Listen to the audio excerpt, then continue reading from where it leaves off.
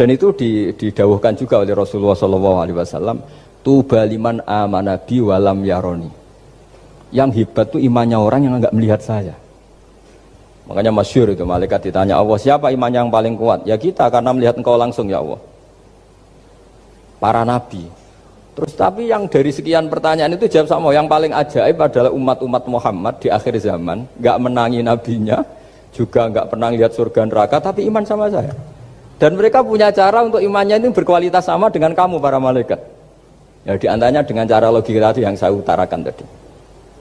Am khuliqu min ghairi syai'in am humul khaliqun. Kalau alam raya ini wujud, maka penyebabnya harus sesuatu yang wujud. Masa sesuatu yang enggak wujud menyebabkan yang wujud. Kalau angka 10 ada, 1 juta ada, pasti dimulai angka 1. Makanya nisbatusnaini wal arba'ah ila ma la nihayatalaha. Itu semuanya nisbatul far'i ilal asli. Semua angka berapapun jumlahnya itu binisbat ilal wahid adalah nisbatul far'i ilal asli. Itu cara-cara, makanya tadi kajian ilmu itu tidak ada habis-habis. Makanya perasaan saya itu kemungkinan orang Islam jadi ateis itu kecil, Pak Fathul Wahid. Saya punya kitab, ini saya ulang lagi, kitab calon wali. Kenapa saya sering cerita wali? Kalau di kampus itu kan orang inginnya ya jadi dekan, jadi rektor, atau jadi menteri lah kira-kira gitu. Kalau di pesantren orang itu cita-citanya satu, ingin jadi wali. Ya supaya majelis ini barokah, saya tidak perlu cerita dunia kampus. Kalau ceritakan corong Jawa nguyai segoro lah. Bongso keinginan gitu kan tidak selera saya, juga ada dunia saya. Supaya sampai dapat ilmu ya saya cerita dunia. Itu kitab, saya punya kitab calon wali lah kira-kira, atau wali sudah wali top, namanya kitab Tasbitul Fuad, karangannya Sayyid Abdul Haddad.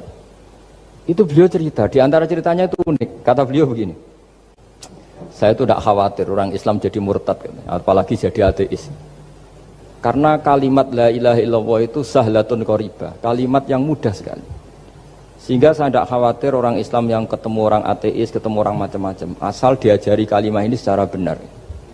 Terus beliau cerita, yang saya takut tuh mereka masalah perempuan dan harta. Kalau iman kayaknya enggak. Singkat cerita yaitu di kitab seperti itu. Singkat cerita saya ketemu banyak orang yang kuliah di McGill atau kuliah di Amerika, di Jerman, mungkin di Norwegia, di mana-mana, di Australia, dan ketemu teman-teman yang di Korea Selatan juga. Mereka itu orang kebanyakan yang nyuwun sewu enggak keluarga kiai, tapi mereka enggak ada yang enggak tetap iman. Ketika saya tanya, kenapa Anda tetap iman? Padahal ada beberapa negara yang lebih stabil, lebih makmur dibanding negara yang mengklaim sebagai negara Islam. Itu cara berpikir ya sederhana. Enggak lah Gus, kayaknya kok Tuhan kok ada tanggal lahirnya? Enggak lah, kayaknya yang namanya Tuhan tuh ya awal lah. Masa pencipta langit bumi dituhani orang yang lahirnya di bumi, kayak enggak lah kayaknya. Jadi ya berpikir sederhana. Padahal ya kurang ajarnya Masya Allah. Anak ini ya dugem ya macam-macam, tapi kalau ditanya disuruh yang lain nggak mau dia. Enggak lah, kayak yang benar tetap Islam. Karena kalimat ini, yaitu tadi eksistensi Tuhan, tadi eksistensi Allah itu, la ilaha illallah itu kalimatun sahlah, kalimatun qoribah, kalimah yang begitu mudah difahami. Kenapa mudah difahami? Misalnya kita ngaji, Tuhan itu siapa? Yang menciptakan langit dan bumi.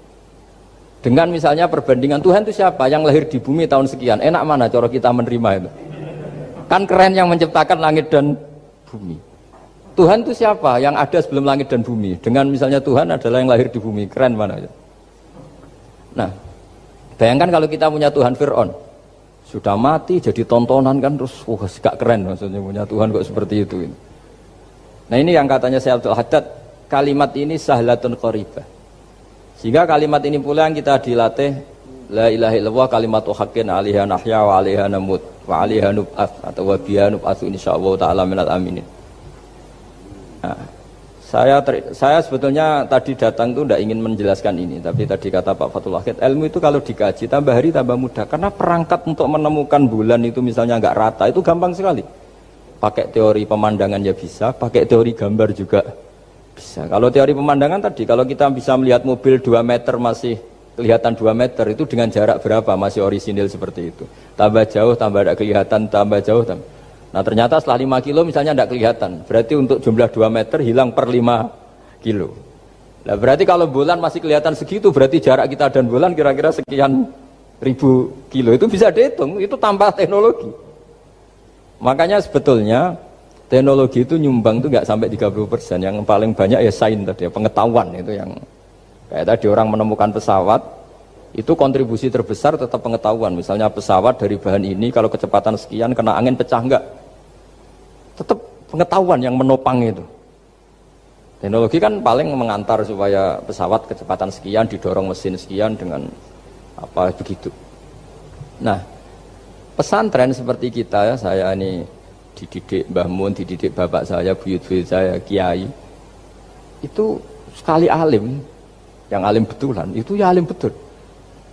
Ya karena memang yang repot nih yang agak-agak dukun itu ya ribet itu. Penting rambutnya gondrong, terus terkenal gak pernah mandi, terus nanti ada orang tertentu tertarik minta doa, ini yang ribet ini, susah ini sertifikasinya susah ini karena. Tapi kalau kita ini di pesantren yang coro sertifikasinya jelas. Jadi berani jadi Gus harus bisa baca Mu'in gitu, berani jadi Kiai harus bisa baca Wahab. Aturan mainnya jelas kalau di ini. Yang repot tuh yang sebagian itu aturan mainnya tidak jelas. Terus promosinya itu pernah datangi menteri loh, pernah datangi, wah ya ribet kalau ukuran keren tuh didatangi apa? Menteri atau pejabat. Saya teruskan ya, karena ilmu itu harus menyelamatkan kita sampai di depan Allah Subhanahu wa Ta'ala. Nah, ketika kita menyifati Allah itu az-zahir, zat yang begitu jelas. Itu kalau kita kan kok begitu jelas padahal nggak bisa dilihat, terus kita sendiri tidak pernah melihat. Tapi eksistensi Tuhan sebagai Tuhan, yaitu al-wajibil wujud, itu jelas sekali karena nggak mungkin suatu yang wujud diciptakan oleh yang tidak wujud. Kenapa harus awal? Masa pencipta datangnya terlambat? Terus juga harus bakok itu abadi atau al-akhir kalau dalam bahasa Quran. Masa zat yang superior kemudian kalah sama yang diciptakan? Berarti nanti ada kekuatan besar yang mengalahkan Tuhan. Ya kan ya aneh, kekuatan ini dalam kendalinya kemudian Allah kalah kan tidak mungkin. Makanya disebut al-akhir. Allah pasti tidak ada yang mengalahkan. Terus diantaranya lagi disebut qiyamuhu binafsihi. Kalau dalam bahasa Quran disebut al-qayyum, zat yang berdiri sendiri. Gak boleh Tuhan butuh yang lain. Kalau butuh yang lain berarti bergantung pada yang lain, dan nggak usah jadi Tuhan lah kalau masih butuh yang lain. Sehingga karena kekuatan ini, saya ulang lagi, karena kekuatan ini, ketika anak-anak mahasiswa kuliah di Jerman atau di Swiss, di negara-negara yang lebih bahagia ketimbang negara yang mayoritas Muslim, itu mungkin mereka tertarik sama sistem negara itu karena ada jaminan sosial ini. Tapi nggak pernah tertarik sama Tuhannya negara itu, karena dihitung-hitung tadi Tuhannya mesti keren kita gitu. Jadi, nah ini cerita ke saya Abdul Haddad. Kata saya Abdul Haddad, kamu tidak usah khawatir lah umat Islam murtad atau jadi ateis gitu. Karena penjelasan tauhid Islam itu begitu jelas. Jadi by design manusia itu pasti nerima tauhid kira-kira gitu. Jadi ini pentingnya az-zahir. Jadi Allah itu begitu apa? Jelas. Tapi Allah juga mensifati dirinya al-batin. Nah, al-batin itu gak mudah dikenali. Kenapa? Karena tubuh kita desainnya ini profan, tubuh kita tidak sempurna, rentan. Nah, tentu sesuatu yang nggak sempurna ini tidak bisa melihat zat yang super apa? Sempurna. Kita bisa rusak sementara Allah tidak. Nah karena alasannya tubuh kita ini didesain untuk rusak, maka di surga itu keyakinan para ulama orang bisa melihat Allah karena desain tubuhnya sudah dirubah dari desain profan menjadi keabadian. Sehingga di sini terus ada kelayakan melihat. Itu pun tetap min ghairi kaifin walan hisorin, tetap ya bisa melihat, tapi corong Jawa itu keceluk melihat tapi tidak sampai faham. Karena bagaimanapun Allah itu la tudrikul absar wa huwa yudrikul absar. Bagaimanapun Allah itu laisa kamitslihi syai'un, tidak ada padanannya. Jadi makanya Allah punya sisi az-zahir bisa dikenali sekali. Kenapa? Ya tadi nisbatus naini wal arba'ah ila ma la nihayata laha itu nisbatul far'i ilal asli. Saya punya kitab Pak Fathul Wahid, diajar Mbah Mun dulu, kitab Al-Husunul Hamidiyah. Itu yang ngarang itu ya kayak kelihatan ngawur, tapi ngawurnya orang alim. Jadi di situ ada gambar, gambarnya itu nggak jelas. Mungkin pengarangnya juga nggak bisa gambar kayaknya. Wah bulat, benang bulat ada, gambar gunung ada, gambar yang tambah ngawur ya banyak sekali. Gambarnya itu nggak ada yang jelas. Tapi dari nggak jelas itu beliau bilang gini, gambar yang bulat ini, yang nggak jelas ini, tetap kamu punya rumus kan? Itu dimulai dari satu titik. Mbok gambar gedung tingkat 5, mbok gambar hutan ada harimaunya, tetap dimulai dari satu titik. Ya alam raya ya seperti itu, mbok ada Mars, cek mau ada Jupiter, kayak tetap dimulai dari situ titik. Nah ini namanya nuqtatul wujud, titik kewujudan, yaitu Allah Subhanahu wa ta'ala. Sehingga ketika kita ngaji, ketika di pesantren dulu, penjelasannya adalah Al-Quran maknanya dipadatkan di Fatihah, Fatihah dipadatkan di Bismillah, katanya Bismillah dipadatkan di titiknya ba. Nah titik ba ini dianggap titik awal wujud, bi kana makana wa bi yakunu mayakun. Kira-kira Allah mentitahkan karena saya semuanya yang ada, dan karena saya yang mau ada bisa saya adakan. Nah, itu sirinya lah. Jadi menerangkan tauhid itu pakai gambar. Gambarnya keliru sekali lah kalau dalam orang seni mesti ngeliat gak seni itu. Karena dia agak butuh gambarnya, butuh mau menjelaskan buat dunia sebanyak ini, buat alam raya sebanyak ini tetap dimulai dari satu titik. Nah, sehingga di sini ada tauhid qul huwallahu ahad, Allahus samad, dan seterusnya. Nah, saya mohon lewat penjelasan ini ya, baik orang yang ahli teknik maupun ahli medis, ahli apa saja, tolong latihlah memberi penjelasan yang mudah sehingga agama ini mudah dicerna. Sehingga kalau ini dijelaskan cara mudah, beragama itu jadi gampang. Makanya ciri utama agamanya orang-orang baik itu satu, man radiya billahi robba. Radiya itu seneng banget. Kenapa seneng banget? Karena memang agama ini nyaman, indah. Jadi datang dengan kebenaran yang mudah dicerna. Coba kalau agama ini datang dengan cara misalnya gini, kamu harus menuhankan ini, dan kita tahu itu lahirnya di bumi, kan ada yang ganjel. Kok Tuhan sama buminya dulu, buminya ini gimana ini? Kan pusing. Bu Anda profesor nggak bisa jawab itu. Tapi kalau Tuhan itu adalah yang ada sebelum langit dan bumi, kan ya iyalah, masa Tuhan terlambat datangnya, kan terus enak gitu, menerimanya itu. Makanya diantara kekalahan Fir'aun berdebat, ya Nabi Musa ya Nabi lah, juga proses ya. Nabi Musa ketika ditanya Fir'aun, wama Rabbul Alamin, Tuhan kamu itu siapa? Jawabnya Nabi Musa, Rabbus samawati wal ardi, yang menuhani langit dan bumi. Itu Fir'aun masih bisa ngeles. Saya jalan-jalan kemana-mana, yang dituhankan saya, berarti yang Tuhan ya saya dong. Ma'alim tulakum min ilahin apa? Ghairi, kata Fir'aun. Soal Tuhan kamu di langit, begini kata Fir'aun. Haman dipanggil, Haman bikinkan piramida yang paling tinggi, saya ingin melihat Tuhannya Musa. Musa bingung kan, padahal kalau naik piramida nanti Fir'aun pun tidak bisa melihat Allah kan. Wong yang Nabi yang kiai aja gak bisa melihat, apalagi Fir'aun. Padahal celakanya ketika dia tidak melihat Allah, dia akan mengatakan Allah itu tidak ada, ribet kan. Itu penjelasan tentang Tuhan yang sebetulnya sudah absolut lah. Rabbus samawati wal ardi, Tuhannya langit dan bumi. Tapi itu gak ngefek, di perdebatan gak ngefek. Yang ngefek adalah ketika Musa bilang gini, Rabbukum wa rabbu abaikumul awwalin, sing nuhani buyutem. Wah kaget pengawal-pengawalnya langsung do iman meskipun secara siron, secara rahasia. Iya, nah, Quran pangeran berarti buyutnya rada pangeran. Kan pangerannya putune berarti buyutnya wah ribet kan? Ya kalau Fir'aun Tuhan, bapaknya tambah Tuhan kan, mbahnya buyutnya. Akhirnya kata pengawal Quran, geblek tenan Fir'aun. Artinya apa? Kadang argumentasi yang sudah benar, yaitu Tuhannya langit dan bumi kan ya benar lah. Tapi itu tidak ngefek, di perdebatan tidak ngefek. Yang ngefek adalah ketika Rabbukum wa rabbu abaikumul awwalin, yang nuhani nenek moyang kamu. Orang mulai mikir kalau Fir'aun itu Tuhan, lalu nenek moyangnya Tuhannya siapa? Jadi ini seninya, makanya diantara syarat Nabi, jadi Nabi itu sidik, amanat, tabligh, fatona. Fatona itu ada kecerdasan. Dulu Nabi ya sering dibully, jangan kira Nabi itu enggak sering dibully, sering juga Pak Rektor. Jadi ada unta itu kena kudis. Kudis itu ya jenis penyakit menular lah. Nabi dengan teori tawakalnya, Nabi itu punya dua teori, kadang pakai teori tawakalnya, kadang pakai teori preventif. Makanya Nabi pernah ngendikan kalau ada penyakit menular di situ, kamu jangan di situ. Itu pakai teori preventif. Tapi kadang Nabi pakai teori tawakal. Nabi menghentikan la adwa wala tiarut. Tidak ada penyakit menular.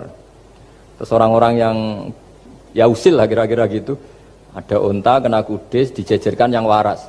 Ternyata yang waras ikut kudisen lah, ikut sakit. Senang orang ini. Ya Rasulullah, ini saya jejerkan ternyata yang nggak tertular jadi tertular. Padahal engkau bilang nggak ada penyakit menular. Nabi jawabnya lucu. Faman a'dal awwala. Kalau yang pertama ini tertular siapa? Dia dikira Nabi itu kalah karena melihat unta yang kedua. Ternyata Nabi nggak, ketika dipanggil ya Rasulullah ini unta agak gudikan, tak jejerkan yang kudisen, ternyata ikut kudisen. Berarti penyakit itu menular. Tapi Nabi jawabannya faman a'dal awal. Lalu yang kena penyakit pertama tertular oleh siapa? Wah, itu asli dari Allah. Ya maksud saya seperti itu kata Nabi. Nah itu yang dikatakan fatona. Jadi Nabi itu harus punya sifat apa?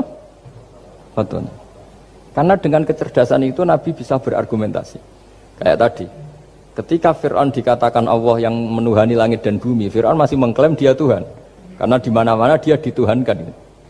Tapi ketika diingatkan bahwa kamu anak seorang manusia, punya bapak, punya kakek, punya buyut, punya canggah kalau bahasa Jawa. Lalu kalau kamu yang Tuhan, dan Tuhan dimulai Anda, lalu mbah-mbah kamu Tuhannya siapa? Gak bisa jawab kan? Akhirnya banyak punggawa yang saat itu iman. Jadi iman itu bisa menghunjam kepada siapa saja, termasuk yang orang-orang topnya Fir'aun. Sehingga ketika Fir'aun rapat Musa harus dibunuh besok, tangkap besok. Sebagian mereka itu membocorkan informasi itu. Datang ke Musa, tadi malam kita ikut rapat, keputusannya Anda dibunuh, maka larilah kamu. Itu barokahnya iman. Artinya ya karena logika Musa lebih masuk akal, ya mereka lebih percaya sama Musa. Tapi gara-gara profesi ya tetap kerja, dan yang mulai ribet tuh ya mulai ribet. Mulai ribet jadi. Makanya kamu jangan tanya kaifa hukmul mukmin sing yukhfi imanahu, bagaimana hukumnya orang mukmin yang menyembunyikan imannya demi aman. Ya tidak usah kamu jawab. Kalau kamu jawab boleh, ini kok kayak pecundang. Kalau kamu jawab haram, pernah terjadi itu. Wa qala rajulun mu'minum min ali fir'auna yaktumu iman. Ya, ini khazanah ya. Jadi saya mohon mengkaji Islam itu harus dengan sisi-sisi yang bisa difahami orang pinter juga orang bodoh. Kata Imam Ghazali banyak itu. Karena hadatin itu harus difahami orang pinter juga orang bodoh.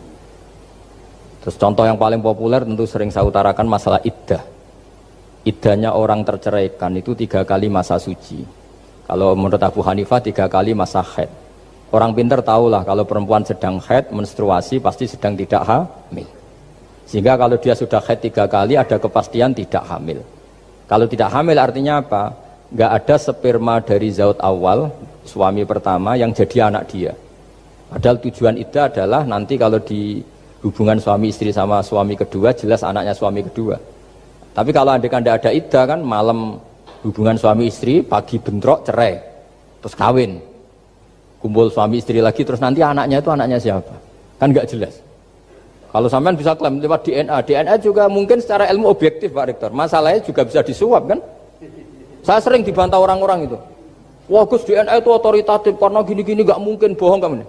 Ya DNA-nya nggak bohong, pegawainya bisa disuap kan? Kayak nggak tahu manusia apa nggak tahu Indonesia, nggak tahu terus. Itu yang sensitif itu, yang mulai wilayah sensitif itu. Nggak tahu manusia apa kayak nggak tahu Indonesia. Manusia aja ya sudah. Berarti Anda sangat nasionalis. Jadi ribet kan? Maka dianjurkan ada iddah. Dengan iddah selesai berarti benar-benar perempuan ini baro'atur rahmi, rahimnya steril dari unsur mani zaut awal. Dan kalau 3 kali masa suci itu artinya apa? Kira-kira 3 bulan. Kira-kira ya. Wal mutallaqatu yatarabbasna bi anfusina salah satu apa? Huru. Pertanyaannya kalau 3 bulan, andai kan tidak pakai teori ilmiah, menstruasi itu sudah teori ilmiah. Ada yang tanya ke saya, Gus kenapa harus sampai 3 kali, padahal menstruasi pertama pasti sudah ada hamil. Saya jawab, menstruasi pertama itu namanya keluar darah. Nggak ada jaminan kali itu haid, bisa saja keluar darah karena kaget, karena kecelakaan, karena apa. Sehingga kalau misalnya perempuan diceraikan, Gus saya sudah haid. Yang jamin kalau itu haid siapa? Maksudnya keluar darah dengan makna tidak hamil. Bisa saja keluar darah kali ini faktor kaget ya, atau faktor kecelakaan. Tapi kalau sampai 3 bulan karena per bulan haid sekali, itu meskipun haidnya keliru, haid keliru itu misalnya sebetulnya itu enggak darah haid tapi darah penyakit istikhadah, Kan tetap kelihatan, masa 3 bulan gak blending cara Jawa? Kan mesti bentuknya tubuh sudah berubah. Artinya kata ulama-ulama, agama ini gak bisa hanya mengacu ilmu. Kalau mengacu ilmu haid sekali sudah cukup. Tapi kenapa harus 3 kali? Karena 3 kali orang awam tahu semua kalau itu sedang hamil atau tidak hamil. 3 bulan dari dicerai kan kelihatan kalau hamil ya bentuk tubuhnya sudah rubah, kalau enggak. Intinya agama ini harus agama yang mudah difahami orang pinter, juga difahami orang yang tidak pinter. Kayak tadi bulan tadi, saya juga gak ngira kalau orang goblok jadi pinter itu. Jadi ini cerita ya, jadi supaya kita meskipun di lembaga kampus, di lembaga modern, jangan lupa tradisi-tradisi kebodohan ya diabadikan lah kira-kira itu, karena bodoh itu kadang ya penting. Makanya kalau cerita di dunia wali itu kaca, Anda boleh gak nerima cerita ini, tapi Anda harus percaya kalau kekuasaan Allah itu tidak terbatas. Kenapa orang Madura begitu mencintai kiai? Sebetulnya niatnya ya agak baik, tapi ya nggak baik tapi baik. Ada santri itu Madura, dia saking percaya sama kiai itu ya khidmah, bikin teh, masakan kiai, mijitin kiai, pokoknya waktunya diberikan semua untuk kiai. Dan dia nggak pernah ikut ujian. Apalagi ujian kelulusan disertasi dokter nggak pernah dia. Kalau sekolah nggak pernah ikut ujian. Sudah ya saya ridho jadi orang bodoh, sementing ikut jenengan. Suatu saat orang ini mati, kiainya tuh pusing, waduh mati. Nah, ini di dalam alam mimpi itu, kamu boleh nggak percaya, nggak wajib percaya memang. Ini kan ada akidah, jadi tidak wajib percaya. Ditanya sama malaikat, Marabbuka, Tuhan kamu siapa? Jawabannya lucu, malaikat kamu itu gimana? Di mana-mana tanya sama orang pinter, orang bodoh kok kamu tanya? Pusing kan malaikatnya. Di mana-mana namanya tanya, itu ya sama orang pinter. Masa orang bodoh ditanya? Yang bener aja kamu. Makanya bodoh ini ya senjata. Makanya ini kita kalau pinter ya alhamdulillah, kalau bodoh ya alhamdulillah kan. Bodoh itu penting. Kalau negara ini tidak makmur, yang disalahkan mesti para rektor. Gunanya apa ada rektor kalau nggak solusi bagi bangsa ini? Orang bodoh pasti nggak disalahkan kan? Nanti kalau ada hisab, kenapa Indonesia carut marut? Yang dipanggil Allah itu menteri rektor, pasti itu. Apa kontribusi Anda sebagai orang pinter, sebagai profesor, sebagai orang bodoh aman? Santai, nggak kena panggilan kan? Karena Anda harus bertanggung jawab. Akhirnya terus malaikat tanya, lalu yang pinter siapa? Yang di atas itu, kiainya yang nalkin itu, yang di atas itu. Walhasil kiainya itu karena wali itu dengar. Ya wele cung bodoh kok terus nganti wis mati. bodoh kok kamu bawa sampai mati. Jadi kadang orang bodoh itu ya pinter tadi. Malaikat tuh kamu itu gimana? Di mana-mana tanya itu ya sama orang pinter. Orang bodoh kok kamu tanya. Ya ribet kan kalau sudah ketemu seperti itu. Nah, Nabi juga sering ngalami dialek sama orang bodoh. Kadang Nabi yang ngalah, kadang logikanya orang bodoh itu lebih gampang. Itu ada orang pencari dop itu semacam kayak biawak ya. Tapi tidak biawak, kayak semacam biawak. Itu ketemu Nabi, kamu tahu kalau saya ini Rasulullah? Tidak tahu ya. Ya kamu harus iman kalau saya ini Rasulullah. Hatta yu'mina laka hadad dhabban. Ya kalau hewan ini iman sama kamu ya saya iman. Ribet kan ukurannya itu. Waduh, untung Nabi betul. Terus Nabi tanya, "Dok, kamu tahu kalau saya Rasulullah?" Terus doknya saat itu bisa bicara asyhadu annaka Rasulullah, terus baru iman. Imannya tanya, "Kenapa kamu iman sama Rasulullah?" Hewan aja tahu kalau dia nabi apalagi manusia. Sehingga masyhur itu di acara-acara kita kalau wadhabbu wal ghazalah yasyadani laka bir risalah itu wadhabbu wal ghazalah yasyadani laka bir risalah. Sehingga kekeliruan kita, saya sering ngomong di mana-mana, matur di mana-mana. Masyarakat Indonesia mayoritas ya tetap yang enggak pinter. Orang Islam mayoritas yang enggak pinter. Lalu orang enggak pinter ini diabaikan sehingga mereka tidak jadi energi yang luar biasa untuk mengawal Islam atau mengawal Indonesia. Itu keliru menurut saya. Menurut saya orang-orang yang nggak pinter pun tuh punya nurani. Zaman kita dijajah Belanda, itu tidak semua orang rektor, tidak semua orang profesor, tidak semua orang kiai, tidak semua orang alim. Mereka orang-orang yang nggak terpelajar, tapi tetap tahu caranya melawan apa? Belanda, melawan penjajah. Karena tadi manusia ini diciptakan itu sudah punya pengetahuan. Seperti mukadimah dibaca Pak Rektor, Iqra wa rabbukal akram alladzi 'allama bil qalam 'allamal insana ma lam ya'lam. Jadi bawaan manusia itu akan tahu untuk sesuatu yang perlu diketahui meskipun dia orang bodoh. Saya ulang lagi, meskipun mereka orang apa? Orang bodoh. Ya, di sini ini Islam datang yastawi fistifadatiha fistifadati syariah ar-rijalu wasibyan, bahwa ukuran kebenaran itu adalah siapapun mudah tahu. Bahwa angka 2, angka 3, angka 5 itu adalah far'ul wahid, cabang dari angka 1. Fal aslu huwal wahid, yang asli adalah angka 1. Dan 1 ini harus 1. 0, itu ditemukan untuk setelah ada angka 1. Jangan keliru kamu. Tanpa ada angka 1 tidak ada 0, 0, ada gunanya kalau ada 01. Misalnya ada orang bilang, tapi kan ada 0,5, tetap saja harus ada angka 1. Enggak bisa. Kamu bayangkan 0,5 kan karena ada 1.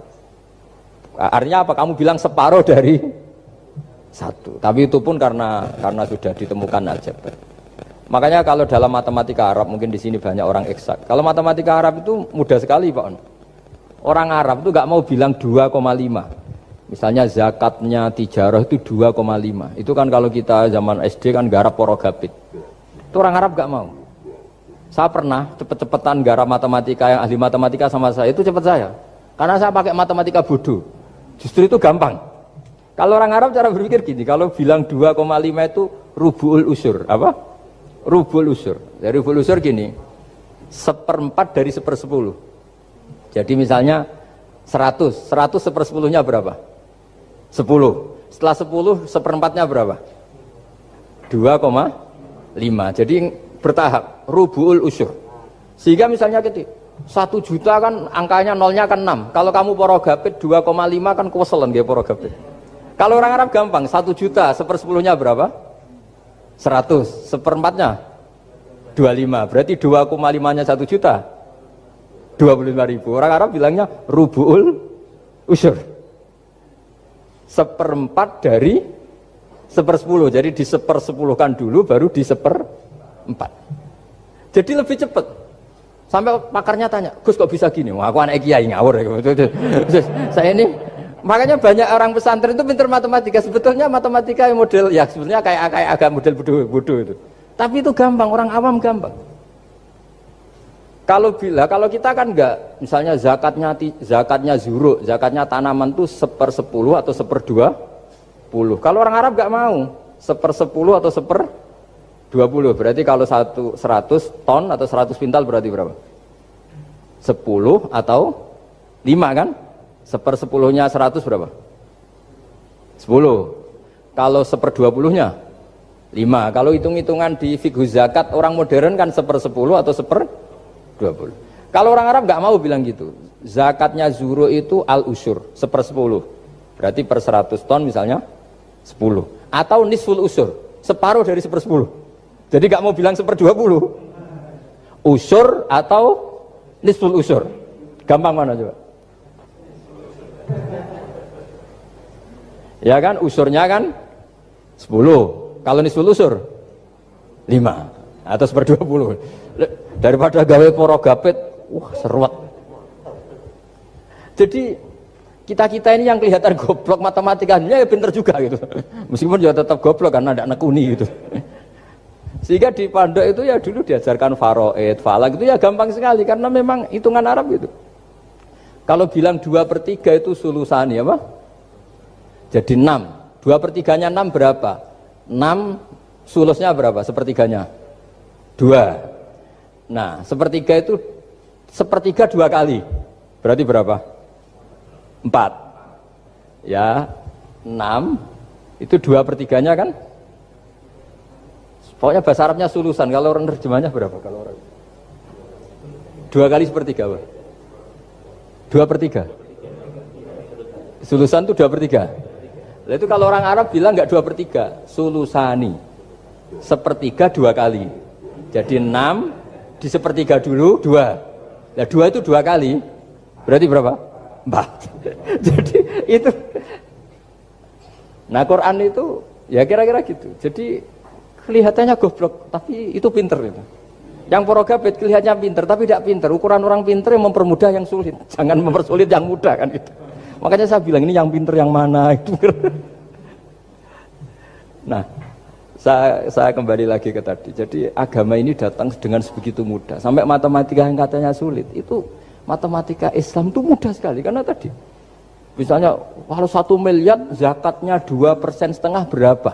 Kan pusing kan? Tapi kalau kamu pakai teori rubul usur 1 miliar, usurnya 100 juta. Seperempatnya 25 juta. Berarti per 1 miliar. Gampang mana coba sama ngomong itu? Nanti ada yang nyeleduk, gampang kalkulator Gus. Ya ribet lagi kan kalau kalkulatornya pas hilang. Atau pas dipakai anaknya belajar daring, ribet kan HP-nya. Jadi ini cerita ya, jadi seperti yang katakan Pak Rekro tadi, sebetulnya ciri utama ilmuwan atau ulama atau profesor atau doktor itu usahakanlah yang mudah itu, yang sulit itu menjadi apa? Mudah. Yuridu wa bikumul yusra wa la yuridu bikumul usra. Sehingga kata Imam Alamudi, dia menjadi wali besar itu justru karena belajar tauhid.